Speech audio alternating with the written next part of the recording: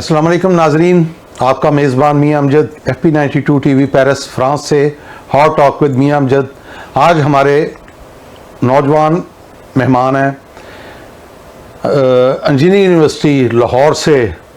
उन्होंने अपना मुकम्मल किया सारा तालीम और पेट्रोलियम के शोबा में हैं। तलहा अजीज़ साहब, अस्सलाम वालेकुम। कैसे हैं? खैरियत? ठीक ठाक? अल्लाह का शुक्र। कैसा जा रहा है फ्रांस का विजिट? फ्रांस का विजिट ठीक जा रहा है अल्हम्दुलिल्लाह।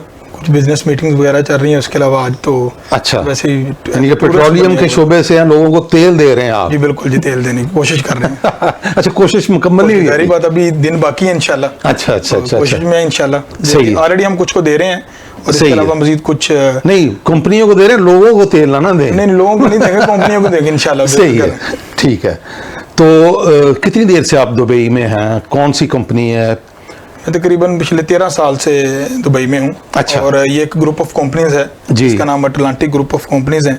अमेरिकन कंपनी है या मकामी? पाकिस्तानी बेस ओनरशिप की कंपनी है। अच्छा। और इसमें 5 कंपनीज हैं। उसका एक जो कंपनी है वो हमारी पाकिस्तान में मौजूद है, लाहौर में। अच्छा, वो लाहौर। इसका नाम ज़मीर सेंस पेट्रोलियम है। अच्छा अच्छा अच्छा, जो ओगरा से रजिस्टर्ड एक ब्लेंडिंग प्लांट है। सही। और इसके अलावा हम पाकिस्तान में भी लुब्रिकेंट मैन्युफैक्चर कर रहे हैं और यूएई में पाकिस्तान के अंदर? ये पाकिस्तान के अंदर भी कर रहे हैं। जो पाकिस्तान में हमारा लुब्रिकेंट है, पाकिस्तान में बना के हम पाकिस्तान में दे रहे हैं। तो कहाँ से आता है उसका रॉ मटेरियल? उसका रॉ मटेरियल मोस्टली ज्यादा जो है, क्योंकि अक्सर ये भी आता है कि इस्तेमाल शुदा तेल को उसको रिफाइन किया जाता है। जी जी, पाकिस्तान में काफी प्लांट हैं जो ये काम करते हैं। और नहीं, लेकिन वो बताते नहीं लोगों को। लोगों कहोगे जी नहीं जी बिल्कुल इधर भी है ये नहीं रिफाइन। ये होता है, मगर पाकिस्तान में ये ब्लेसिंग है।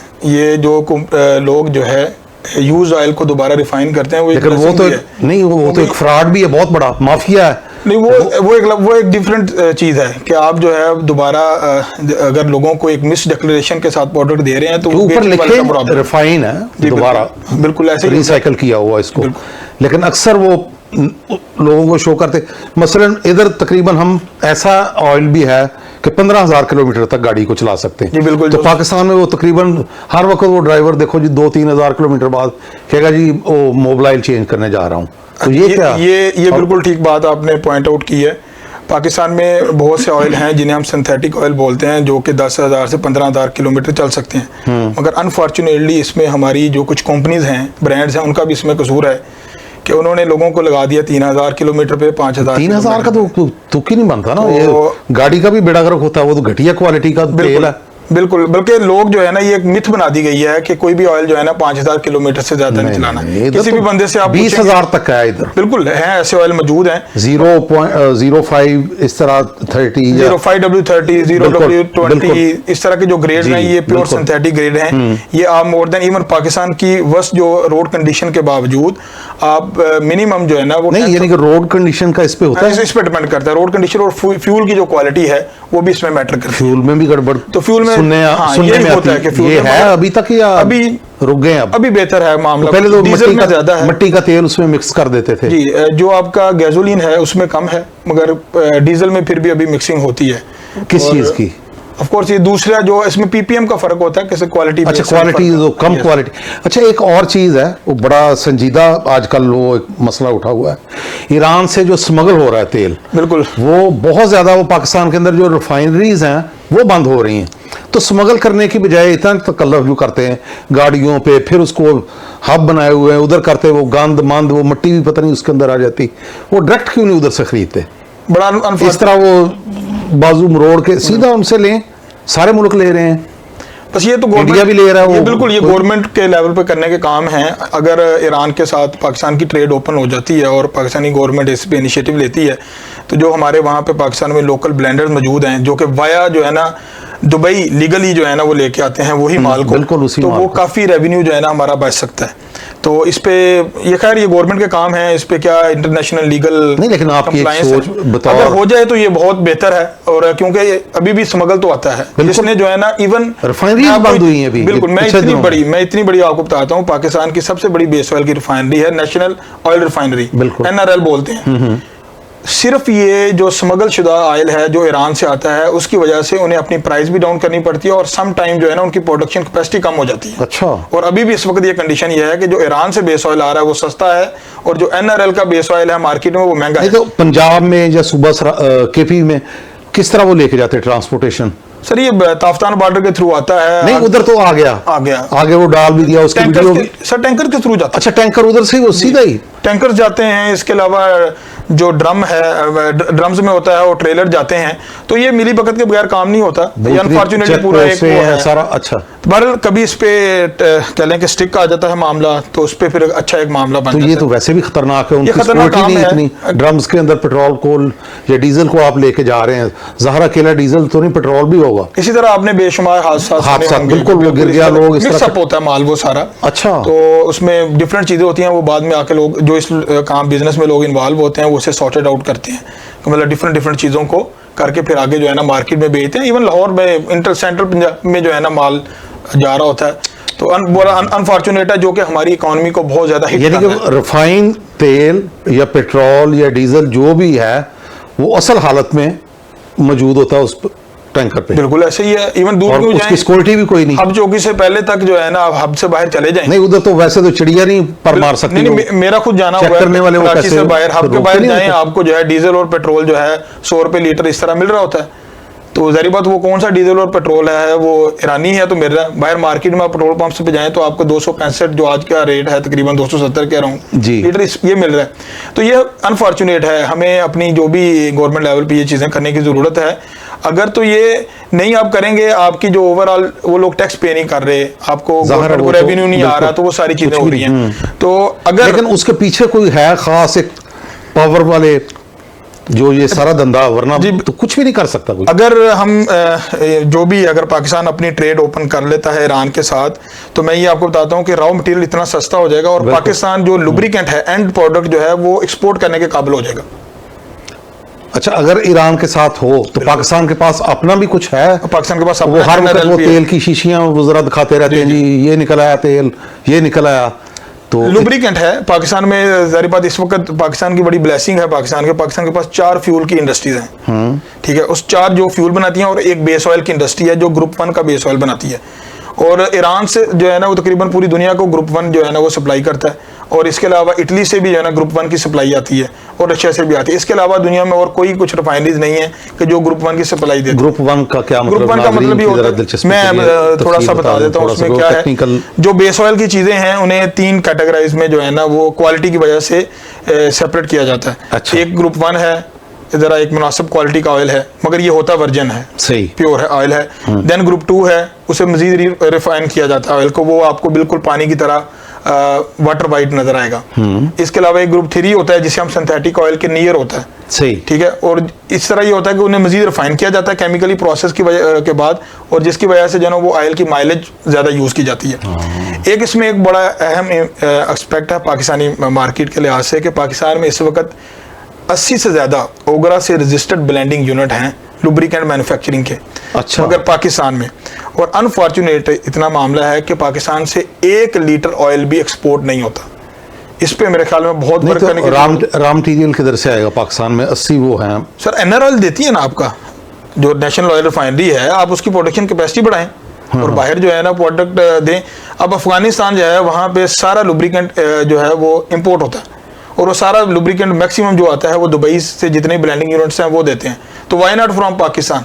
सही, इतना बड़ा ट्रेड की मार्केट। इवन उससे टॉप आप चले जाएं जो सेंट्रल स्टेट्स हैं, बिल्कुल, उज़्बेकिस्तान है, ताजिकिस्तान है, कजाकिस्तान है, उनके पास भी ऑयल की जो है ना वो लुब्रिकेंट की शॉर्टेज है, तो उन्हें भी दे सकते हैं। वो इतनी बड़ी मार्केट आपकी ओपन हो सकती है।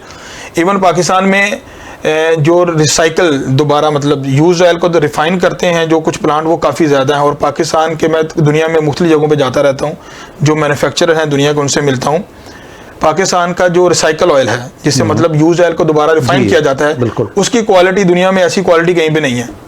मतलब उसकी थिकनेस भी ज़्यादा है और उसका कलर भी बेहतरीन है, और वो अफ्रीका की इसकी सबसे बड़ी मार्केट है। अच्छा जी बिल्कुल, अफ्रीका जो है वहाँ पे क्योंकि जो गाड़ियों के मॉडल हैं पुरानी है, ओल्ड गाड़ियाँ यूज की जाती हैं, तो उनमें लोगों की बाइंग पावर इतनी नहीं है कि वो जो है ना वर्जिन और नया ऑयल को अफोर्ड कर सकें। तो वो जो रिसाइकल ऑयल है वो डालते हैं उसमें for the purpose of lubrication. 2000 kilometre 3000 kilometre चलाने के बाद वो चेंज कर लेते हैं। तो इतनी बड़ी मार्केट है कि जिसकी तरफ हम जा सकते हैं। मगर 80 ब्लेंडिंग प्लांट आप अंदाजा करें मैन्युफैक्चरिंग है, और वो भी रेगुलेटेड। मैं नॉन रेगुलेटेड नहीं कह रहा, ओगरा से जो रजिस्टर्ड Registered ब्लेंडिंग है, प्लांट है जी। और ओगरा से एक प्लांट रजिस्टर कराने के लिए तकरीबन 50 करोड़ रुपया चाहिए। बिल्कुल, वो बड़ा लंबा प्रोसेस है और क्वालिटी के लिए भी एक बड़ा इंफ्रास्ट्रक्चर चाहिए होता है। तो पाकिस्तान में ऐसे ब्लेंडिंग प्लांट्स मौजूद हैं कि जो इस काम को आगे लेके जा सकते हैं। और मेरे ख्याल में मैं इधर इसके बाद में एक एग्जीबिशन है ऑटो मैकेन का फ्रैंकफर्ट, मैं वहाँ पे पार्टिसिपेट करने जा रहा हूँ। हम सही। एग्जिबिट करेंगे as a being a company वहाँ पे। सही। तो उसमें पाकिस्तान की कुछ 11 कंपनीज जो है ना वो पार्टिसिपेट कर रही हैं। सिर्फ जो कर रही हैं वो पार्ट्स के रिलेटेड कर रही हैं, मगर लुब्रिकेंट की एक कंपनी भी नहीं है। तो मेरे ख्याल में लोगों को इसकी तरफ आना चाहिए। मेरी जो पाकिस्तान में मैन्युफैक्चरर्स हैं उनसे भी रिक्वेस्ट है कि वो भी आए, बाहर पाकिस्तान की प्रोडक्ट्स को जो है ना मेड इन पाकिस्तान को रिप्रेजेंट करें। और आप लेके आएंगे प्रोडक्ट तो लोग बाई करेंगे, अगर आप जब तक लेके नहीं आएंगे तो अच्छा, of course इसका नहीं buy प्रोसेस ज़रा नाज़रीन के लिए बता दें, क्योंकि आप माहिर हैं इस चीज़ के, पेट्रोलियम के, कि जब मिट्टी की शक्ल में निकलता है तो फिर बाद में कौन कौन से प्रोसेस, कौन कौन सी चीज़ें बनती हैं, वो ज़रा पूरी तफसील अगर बताना चाहें आप। इसमें डिफरेंट है। एक क्रूड ऑयल बेसिकली होता है जो बिल्कुल। जमीन से निकाला जाता है, जिससे आप मड की शक्ल दे लें। सही। और वो निकाला जाता है, उसके बाद उसकी डिफरेंट जो है ना हम रिफाइनरीज में लेके आ जाते हैं। उसमें डिफरेंट कट्स होती हैं। प्रोसेस जो प्रोसेस का होता है उसे हम डिस्टिलेशन बोलते हैं। और डिस्टिलेशन भी डिफरेंट टाइप्स की होती हैं, वैक्यूम है, फ्रैक्शनल डिस्टिलेशन है।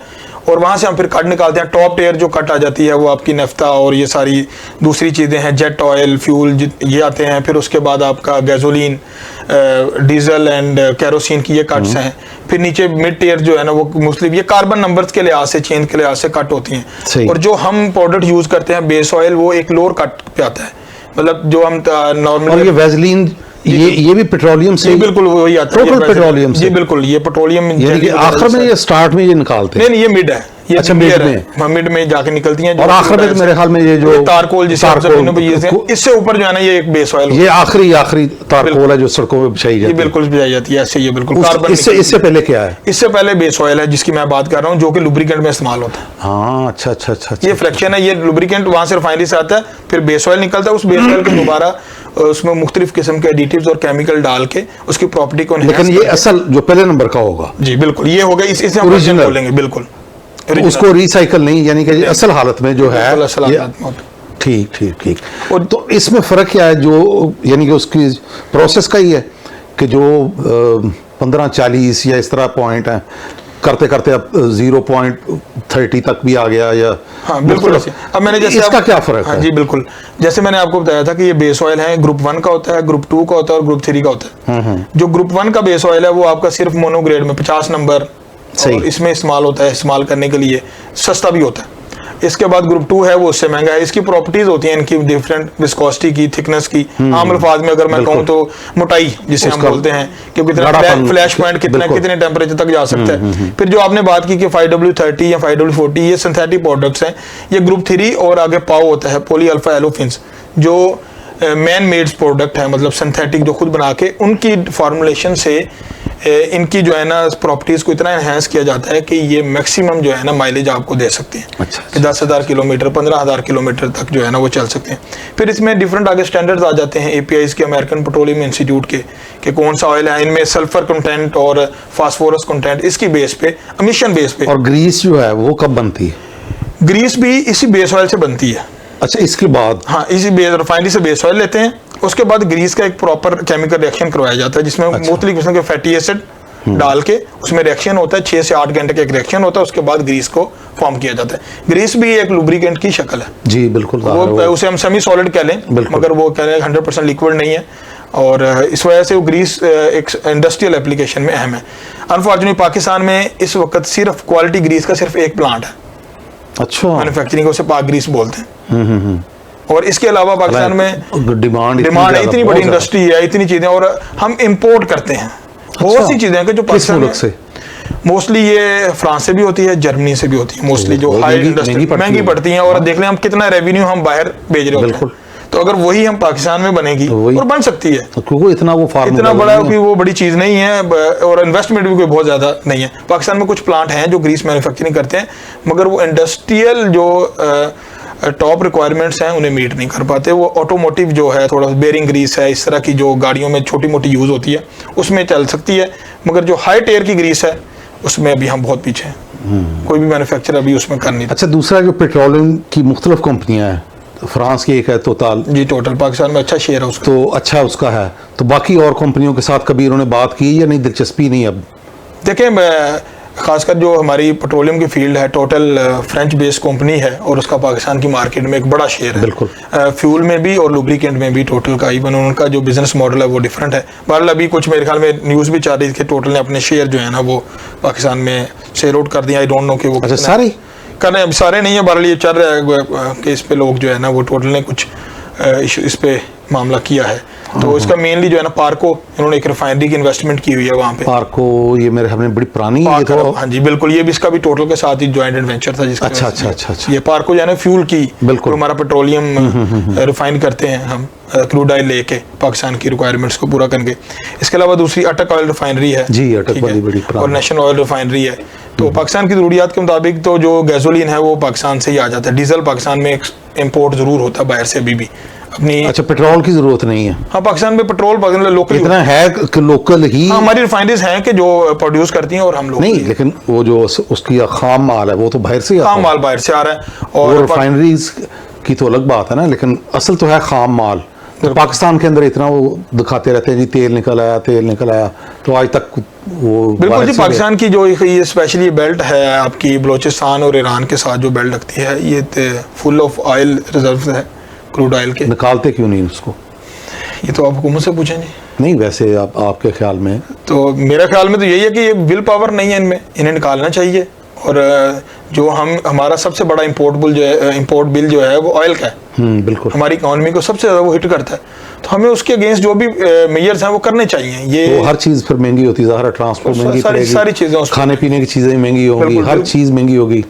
बंदे का एक जगह से दूसरी जगह जाना वो भी मुश्किल होगा। देखें जो आप पेट्रोल की जो भी पेट्रोलियम रिलेटेड जो प्रोडक्ट्स हैं वो जैसे जो ही महंगी होंगी आपकी सारी चीज़ों पे इम्पैक्ट आएगा। उसकी वजह से पेट्रोलियम प्रोडक्ट्स अगर महंगी होंगी आपकी ट्रांसपोर्टेशन कॉस्ट इंक्रीज करेगी, तो उससे अल्टीमेट जो है ना, अब तो पाकिस्तान में जो एनर्जी सेक्टर है वो भी तो सारा फर्नेस ऑयल पे है। हाँ, ये वैसे जो आज आईपीपी का जो रोना रो रहे हैं, यानी कि एक मुल्क के पास वो गाड़ियों में डालने के लिए तेल नहीं, वो कहते हैं बिजली हम बनाएंगे, फर्नेस ऑयल से बिजली बन रही है। अब किस तरह, यानी कि जहालत ही मैं तो कहूँगा इसको। ये बहरहाल हमारे जो लोग इसमें इन्वॉल्व हैं उन लोगों को पहले दर्जे की हिमाकत है। ये पता नहीं किन्होंने ये मायदे किए और चीज़। ये 94 में शुरू हुआ था कि फर्नेस ऑयल से आप जो है ना वो बना के दे रहे हैं, तो उससे तो कोई नहीं है। कुछ अगर हाँ कोल से कर रहे हैं, और अनफॉर्चुनेटली जो पाकिस्तान रिच ऑफ कोल है, मतलब पाकिस्तान में थर में कोयला है इतना सारा, वो भी हम यूज नहीं कर रहे, वो भी इम्पोर्ट होके आता है आईपीवी का, बाहर से कोयला लेके आता है अपना। अच्छा, वो वाला नहीं करते? पाकिस्तान की जो स्टेट है वो करती किसी जगह पे थर का कोयला? कुछ जगहों पे जो है ना वो करती है। और साहिवाल में जो कुछ पावर बना वो भी उसमें मेरे ख्याल में ऑस्ट्रेलिया से आता है। बिल्कुल बाहर से आता है, अभी इम्पोर्ट होता है। तो उसको चेंज नहीं करते? ये आपने मेरे ख्याल में इस पे तो डॉक्यूमेंट्री भी थी डॉक्टर समर मुबारकमंद साहब की। अच्छा। तो उन्होंने भी ये कहा था कि पाकिस्तान का कोयला जो है ना, मैंने उस पर पूरी रिसर्च की और क्या चीजें इस पे हैं। बल्कि कहते हैं कोयले से भी वो पेट्रोलियम की कुछ चीजें बन सकती है हकीकत इसमें या नहीं? कोयले से भी ये ऐसा कह रहे थे कि इसमें से पता नहीं तेल वगैरह भी कुछ चांसेस हैं इसको किया जाए, या हाँ ये उसमें हो सकता है कि उससे दोबारा प्रोसेसिंग करके अगर उसमें कुछ परसेंटेज ऑफ ऑयल है तो वो निकाली जा सकती है, मगर उस पे एक मेरे ख्याल में वो एक वर्केबल सिनेरियो नहीं है। मगर जो एटलीस्ट हम एज ए जो फ्यूल के लिए तो हम यूज कर सकते हैं अपना फर्नेस। तो इस पे स्टडी थी पूरी डॉक्टर समर मुबारक साहब की, तो उन्होंने की, मगर आई थिंक उस पर कुछ नहीं हुआ। अच्छा, ये एक बताएं कि आपने स्टडी मुकम्मल की और पाकिस्तान में आपको अपना मुस्तकबिल क्या वजह कि आप फ़ौरन ही 5-6 माह बाद ही छोड़ के दुबई चले गए, अबू धाबी या शारजा में? देखिए मैं जो हमारी फील्ड थी इंजीनियरिंग थी, केमिकल इंजीनियरिंग, हमने जब मुकम्मल की उसमें, तो उसके बाद एक पाकिस्तान में हम काम कर रहे थे पेस्टिसाइड की कंपनी में। हालांकि बहुत अच्छी फील्ड थी वो एग्रीकल्चर। अब मैं ये बात आ गई तो मैं ज़रा बता दूँ, पाकिस्तान में पेस्टिसाइड इतना इस्तेमाल होता है, स्पेशली कॉटन और राइस की जो आपकी क्रॉप है, कि आप अंदाज़ा नहीं कर सकते। और वो सारी कंपनीज पाकिस्तान में पेस्टिसाइड की जो पेस्टिसाइड मैन्युफैक्चर करती हैं, जिसे हम स्प्रे बोलते हैं कीड़े मारने के लिए, इंसेक्ट यूज करने के लिए, उसका रॉ मटेरियल भी सारा बाहर से इम्पोर्ट होता है। चाइना से आता है मेरे ख्याल में, मोस्टली मेन चाइना से आता है। कि मतलब हम उसके सॉल्वेंट तक बाहर से आ रहे हैं। कि कितना अनफॉर्चुनेट है कि जो इतनी बड़ी लिंकेज ऑफ इंडस्ट्रीज है ना वो हमारे नहीं है। मेरे ख्याल में इसकी तरफ बहुत जाने की जरूरत है कि इंडस्ट्रीज का आपस में लिंकेज जब तक डेवलप नहीं होगा कि भाई ये चीज़ पाकिस्तान में रिक्वायरमेंट है। अब पेस्टिसाइड तो बनना है ना जी, बिल्कुल। तो उसका जो रॉ मटेरियल है वो भी तो पाकिस्तान में बनेगा तो फायदा होगा। अगर उसका रॉ मटेरियल पाकिस्तान में नहीं बनता बनेगा, किससे मेन, यानी कि पेट्रोलियम से ही है, वो भी पेट्रोलियम है और अदर केमिकल्स हैं उसमें जो सॉल्वेंट यूज करते हैं, लाइक ज़ाइलिन है, मेथनॉल है, ये बाहर से आ रहे होते हैं। पाकिस्तान में है कुछ मेथनॉल, पाकिस्तान एक्सपोर्ट करता है मेथनॉल को, मगर कुछ क्वालिटीज को बाहर से भी अभी तक है। कुछ प्राइस सेगमेंट भी ऐसा है हमारा शुगर इंडस्ट्री का कि वो उसे इतना सपोर्ट नहीं करता, लोगों को बाहर से सस्ता पड़ जाता है, वो बाहर से ले आते। अच्छा, हाँ बिल्कुल। तो बाकी सर, जब आपने सवाल की तरफ आता हूँ, हम आपके उस पर वापस पाकिस्तान में उस वक्त लगाइए कि एक बाहर से अपॉर्चुनिटी आई है, उसे अवेल करते हैं। तो यही है कि जो नए ग्रेजुएट्स निकल रहे हैं उनके लिए जितनी तादाद में निकल रहे हैं उतनी तादाद में उनके पास अपॉर्चुनिटीज़ नहीं है। जब मैंने इंजीनियरिंग मुकम्मल की तो उस वक्त पाकिस्तान में एनर्जी क्राइसिस अपनी पीक पे था, ये 2012 की बात। और इंडस्ट्रीज को जब पावर ही नहीं मिलेगी तो इंडस्ट्री कहाँ चलेगी? जब तक इंडस्ट्री नहीं चलेगी तो नई जो इनटेक है स्पेशली जो इंजीनियर्स की, वो कहाँ जाएगी? वो तो लोग इधर उधर ही घूमेंगे या फिरेंगे। तो हमने भी इसी एक इस चक्कर में कि अपने फ्यूचर को ज़रा थोड़ा सा बेहतर कर लें, तो हम उसके लिए जो है बाहर आए। मगर ऐसा नहीं है कि हम पाकिस्तान को बोलें। 2018 में दोबारा पाकिस्तान गया हूँ, मुझे जैसे अपॉर्चुनिटी मिली 2018 में पाकिस्तान गया और पाकिस्तान में बिज़नेस कर रहे हैं और वहाँ बैठ के अपने बिज़नेस को भी रन कर रहे हैं। और इसके बाद जो है यूएई में भी सेटअप है, उससे आपस में लिंकेज किया है।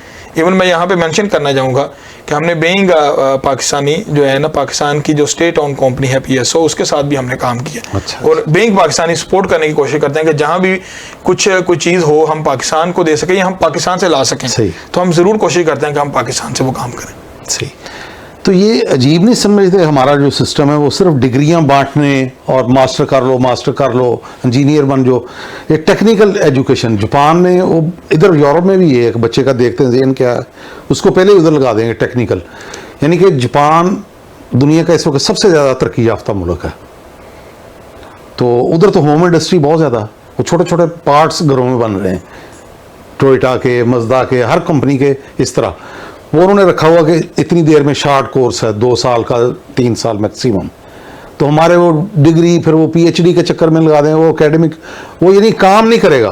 वो कहेगा जी सरकारी जॉब मुझे मिले, भाई सरकारी जॉब कहाँ मिलेगी? लोगों को टेक्निकल बनाएं, वो किसी भी जगह पे काम कर सकें। और एक लोगों के अंदर जो है, नौजवानों के अंदर भी है, पहले बुजुर्गों के अंदर भी है, हद तक महसूस करना। तो इधर आप देखते हैं टर्की में चले जाएं, वो रेडियां लोगों ने लगाई होती है, वो छलियां बेच रहे हैं, बिल्कुल काम कोई वो बुराई महसूस नहीं देखिए, हलाल करते। काम करने में किसी किस्म की बिल्कुल बुराई नहीं है, ये मेहनत क्यों है। इस तरह, और घरों में बैठे रहते हैं। अब वो बैठे होंगे जी, अच्छा काम क्या करते हो? और मेरा भरा बाहर गया जी। यार ये तो कोई नहीं, वो गया तो तुम भी तो कुछ करो ना। देखें तो क्या इस पे कहेंगे? अमजद भाई, ये बड़ा अनफॉर्चुनेट है। पाकिस्तान का जो एजुकेशन सिस्टम है उसकी डिफरेंट डिवीजन है, उसमें बहुत ज़्यादा इतनी बड़ी डिवीजन है कि हम बात करें, कुछ स्टार्टों के सरकारी स्कूल हैं, ठीक है, एक टियर है जो सरकारी स्कूलों में जाती है, उसके बाद एक मिडिल स्कूल आते हैं, फिर उसके बाद एक हाई जेंडरी के स्कूल आते हैं, और उससे भी एक टॉप जेंडरी है जिसे हम HSN लेवल के कहते हैं। आपने मिफ्ता इस्माइल का रिसेंटली एक सोशल मीडिया पे एक वायरल होता क्लिप सुना होगा कि पाकिस्तान की कबीना में जो कैबिनेट है उसमें 80% जो लोग हैं वो HSN से हैं। क्या बाकी जो पाकिस्तान में जो दूसरे स्कूल या एजुकेशन के अदारे हैं, उनका कोई राइट नहीं है? नहीं, इसमें मेरे ख्याल में तो मेन कसूर ये जनरल ज़ियाउल हक साहब का है। बड़ा कौम पे रहम फरमा गए, स्टूडेंट यूनियन पे पाबंदी लगी, उसके बाद वरना वो खेप थी यूनिवर्सिटियाँ लीडरशिप प्रोवाइड करने के लिए, वो बंद हो गई। उसके बाद जिन्हें ड्रग्स का पैसा है, सीधी सी मैं बात कर रहा हूँ, वो सेनेट में भी चलेंगे बहुत ज़्यादा, मैं उनके जानता हूँ, नाम नहीं मैं लेना चाह रहा। कौमी असम्बलियों में पैसा लगा के गए हैं। फिर एजुकेशन माफिया आया, फिर उसके बाद मीडिया माफिया बना। यानी कि पहले उनको इश्तिहारात देने पड़ते थे ना, उन्होंने अपने TV तक बना लिए, स्कूल बनाए हुए, स्कूलों के अंदर खेलने के माजरत ग्राउंड तक नहीं है। तो किस तरह की नस्ल हम तैयार कर रहे हैं? तो ये तो बर्बादी यानी कि अपने हाथों से खुद की है, नौजवान नस्ल की भी और लीडरशिप की भी। और बंद करके दरवाज़ा, अब नेशनल असम्बली में किसी को कहे को बगैर लिखे 10 मिनट गुफ्तगू कर सके, मेरे ख्याल में मास वाए पुराने जो स्टूडेंट लीडर हैं, ये जाहल जो बैठे हुए हैं, कुछ बात ही नहीं कर सकेंगे। जी मियां साहब मतलब बिल्कुल ये बड़ा अनफॉर्चुनेट है कि पाकिस्तान पे स्टूडेंट यूनियन पे पाबंदी लगी और आपने एक्चुअली क्या किया, जो पाकिस्तान की लीडरशिप पे आपने पाबंदी लगा दी। हाँ, बिल्कुल। बेसिकली ये, और आपने ये ओपन कर दिया पाकिस्तान के ये सिर्फ सरमायादारों के लिए और जो जमींदारों के लिए जो है ना मुल्क रह जाएगा। और मेरे ख्याल में ये हुकूमत को दोबारा बहाल करनी चाहिए और इसके अंदर जो भी हायल रुकावटें हैं उन्हें ख़त्म करना चाहिए। इस हवाले से बहुत सी तलबा ऑर्गेनाइजेशन है जो कि इस पर काम करते हैं और वो काम करती है। आई थिंक मैं इसमें क्रेडिट दूंगा अभी भी इस्लामी जमीयत तलबा को कि वो अभी भी जो है ना इस काज पे खड़ी है और उसने इस काम को बढ़ चढ़ कर हिस्सा लिया हुआ है और स्टूडेंट राइट्स की बात करती है और अभी वहां से लीडरशिप निकल रही है और जो कि मुल्क कौम को दुनिया। लेकिन वो ठीक है, एक थोड़ा सा अगर वो प्रेसिडेंट हो यूनिवर्सिटी का, वो एक और चीज हो जाती। बिल्कुल, वो निकलते ही एमएनए का समझ लें आप, और चंद साल के अंदर वो जी लियाकत बलोच हैं, इसके अलावा आपके पास जवेद हाशमी साहब निकले हैं, इसके अलावा हसन इकबाल है, जितने भी मतलब देखिए सोबर लोग हैं, आपको समझ आएगी जब जो ऐसे लोग अगर पार्लियामेंट में जाएंगे तो पार्लियामेंट की जो स्ट्रेंथ है उसी में इजाफा होगा। साद रफीक है, साद रफीक है, बिल्कुल। जहांगीर बदर थे पीपल्स पार्टी के, जहांगीर बदर थे, इवन कमर जुमान कायरा जो पीपल्स कायरा साहब, ये फिर रुबानी साहब हैं कराची के, इस तरह। वरना आज उसके बाद कौन से लोग हैं, कुछ भी नहीं आएगा फिर कहेगा दरवाजा बंद कर दो जी, ठंड लग दी ऐसे, तो इस तरह बस है बड़ा ये अनफॉर्चुनेट है। ये हमें वैसी तो कौम भी इसकी तरफ जाना चाहिए। जो स्टूडेंट यूनियन है वो एक्चुअली नर्सरीज हैं और इसमें मैं सबसे बड़ी बात बताऊं, इसमें हुकूमत भी एक जगह पे रुकावट है, मगर जो यूनिवर्सिटी एडमिनिस्ट्रेशन हैं वो भी रुकावट है बिला वजह की। नहीं, लेकिन रुकावट तो किसी और जगह से, जहां से लगी पाबंदी उधर से ही रुकावट। खैर अगर वो पीछे डीपली जाए ना, रुकावट उधर ही है। जिसकी तरफ आप इशारा करें, अगर वो करना चाहें, जो मुल्क को रन करने चाह रहे हैं, तो उन्हें जरूर करना चाहिए। वो जी लड़ाइयाँ, मैं कहता हूँ उससे ज्यादा लड़ाइयाँ वैसे होती है रोजाना। बिल्कुल, कराची के अंदर मोबाइल छीनने पे लोगों को मार देते हैं, उधर क्यों नहीं लोगों को जाके इतना, रेंजर खड़ी है जी, फलां है फलां, तो ये अजीबोगरीब। तो पाकिस्तान के अंदर जो सियासी इस वक्त अफरा तफरी या इस तरह का, क्या कोई उम्मीद की किरण है बतौर एक पाकिस्तानी?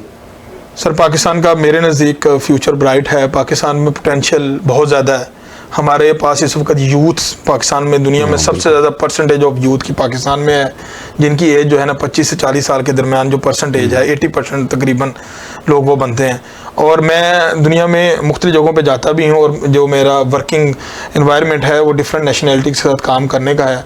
मैंने बीइंग पाकिस्तानी अपने लोगों में बहरहाल एक चीज़ ये पाई है कि वो काम करने में एनर्जेटिक में हैं और जो काम करते हैं बड़े अच्छे तरीके से करते हैं। जो करते हैं, जो नहीं करते उनकी मैं बात नहीं कर रहा, मगर जो करना चाहते हैं और जो पोटेंशियल है लोगों को बात को समझने का और बात को आगे करने का और काम को डिलीवर करने का, वो दूसरी नेशन से शायद हमारा बहुत ज़्यादा है। तो बस उस यूथ को चैनलाइज करने की ज़रूरत है। मेरे ख्याल में इस वक्त जो पाकिस्तान में कोई उम्मीद की किरण है नौजवानों के लिए, पहले नौजवानों ने बड़ा साथ दिया खान साहब का, मगर खान साहब ने 3 साल जो है ना वो लोगों को, नौजवानों को, मैं तो समझूंगा कि ट्रक की बत्ती के पीछे लगाया बड़े बड़े वादों की शक्ल में, मगर दिया कुछ नहीं। अच्छा। इस वक्त एक पाकिस्तान में नई क़यादत जो है ना उभर रही है, जिन्होंने कराची में डिलीवर किया है और अब वो पूरे पाकिस्तान के लेवल पर उनका सच बताएं। उनका नाम है हाफिज नईमुर रहमान जी। हाफिज नईमुर बाय प्रोफेशन जो है वो इंजीनियर है। अच्छा, इंजीनियर है। तो पॉलिटिक्स में इतने वो एकदम कैसे? नहीं जी, ग्रास रूट लेवल से आए हैं वो भी। जो नहीं, लेकिन वो एकदम पूरा सर देखिए, जब आप लोगों के राइट्स की बात करेंगे, आप लोगों के राइट्स पे डटेंगे, तो फिर जो है ना लोग आपको रिस्पॉन्ड भी देंगे। के इलेक्ट्रिक कराची में इतना बड़ा माफिया है, हर गवर्नमेंट उसके सामने सजदा रेज़ होती है। ऐसे तो वो हैं वो जो खड़े होकर उनकी बात कर रहे हैं। बल्कि मलक रियाज कर ली, वो लोगों के पैसे वापस दिलवाए। ये काम स्टेट्स के करने वाले हैं कि जो कि एक छोटी सी पार्टी का लीडर जो है ना वो कर गए। तो मैंने उसे कराची की आवाम ने उन्हें बहुत ज्यादा ओवरवेलमिंगली वेलकम किया। पाकिस्तान में भी वो पाकिस्तान के अमीर बन गए। अभी मेरे ख्याल में सबसे, अब देखें पाकिस्तान में सबसे बड़ा माफिया इस वक्त IPP है, जिसकी हमने पहले बात भी की। बिल्कुल कि ये वही IPP है कि जो फर्नेस ऑयल से जो है ना नहीं बनता उसका पावर प्लांट चला रहे हैं और पाकिस्तानियों के ऊपर जो है ना 72 रुपए यूनिट का जो है ना बिजली का यूनिट ना बनाए पैसे लेने उन्होंने। तो मेरे ख्याल में एक उम्मीद की किरण है। हमें बीइंग ओवरसीज पाकिस्तानी, हमें उन लोगों को भी सपोर्ट करना चाहिए कि जो दयानतदार हैं, बिल्कुल जो डिलीवर कर सकते हैं, मुखलस हैं, कौम के साथ हैं और जिनका पास्ट भी क्लियर है, जिनके ऊपर कोई ऐसे केसेस भी ना हों और जिनकी पूरी दुनिया में एक अपनी प्रेजेंस भी मौजूद है। बांग्लादेश में देखें, उन लोगों ने कुर्बानियां दी हैं। जहां जहां वक्त आया तो उन लोगों ने काफ़ी, अभी उनकी इतनी बड़ी फाउंडेशन है जमात इस्लामी की, अल खिदमत फाउंडेशन के नाम से, जो सैलाब में, बल्कि मैंने देखा बांग्लादेश में गए हुए, और बांग्लादेश में, इवन तुर्की में जल्जला आया वो वहां पे पहुंचे। और सबसे बड़ी बात फलस्तीन में जो इस वक्त इशू चल रहा है, जो पूरी दुनिया का हार्ट ऑफ टंग है, वहां पे पाकिस्तान की क्या दुनिया की टॉप ऑर्गेनाइजेशन में है कि जो वहाँ पे आपको वो डिलीवर कर रही है, उनकी फूड और दूसरी चीज़ों को उनकी मदद कर रही है। तो हमें इन लोगों को आगे प्रमोट करना चाहिए जी। आपसे भी रिक्वेस्ट है, आप भी करें, हम भी जहाँ पे बैठते हैं जरूर करेंगे। बिल्कुल करना चाहिए। महब वतन और जो मुल्क के साथ वफादार हैं लोग, उनको आगे लेके आना चाहिए ताकि नौजवान बाहर धक्के ना खाएं, सड़कों पे ना इस तरह रुलें, पाकिस्तान के अंदर उनका मुस्तकबिल बेहतर हो और पाकिस्तान तरक्की करे और दुनिया की तरक्की याफ्ता ममालिक की फहरिस्त में सबसे आगे होना चाहिए पाकिस्तान को, ना कि सबसे पीछे। और हमारे पासपोर्ट की भी इज़्ज़त होनी चाहिए, लोगों की भी इज़्ज़त होनी चाहिए। तो इसके लिए लीडरशिप सबसे ज़्यादा अहम किरदार अदा कर सकती। वो कहते हैं ना जी, सारे ठीक होंगे फिर को अच्छा आ जाएगा, ऐसे कभी नहीं। लीडरशिप आप अच्छी मुंतखब कर लें, वो सारा कुछ ही ठीक हो जाएगा इंशाल्लाह। तब अपने मेज़बान मियां अमजद को इजाज़त दें जी। आज हमारा प्रोग्राम बहुत अच्छा था, तो इंशाल्लाह बहुत जल्द किसी नए टॉपिक पर किसी नए मेहमान के साथ आपसे मुलाकात होगी। तब तक के लिए इजाज़त। अल्लाह हाफिज़।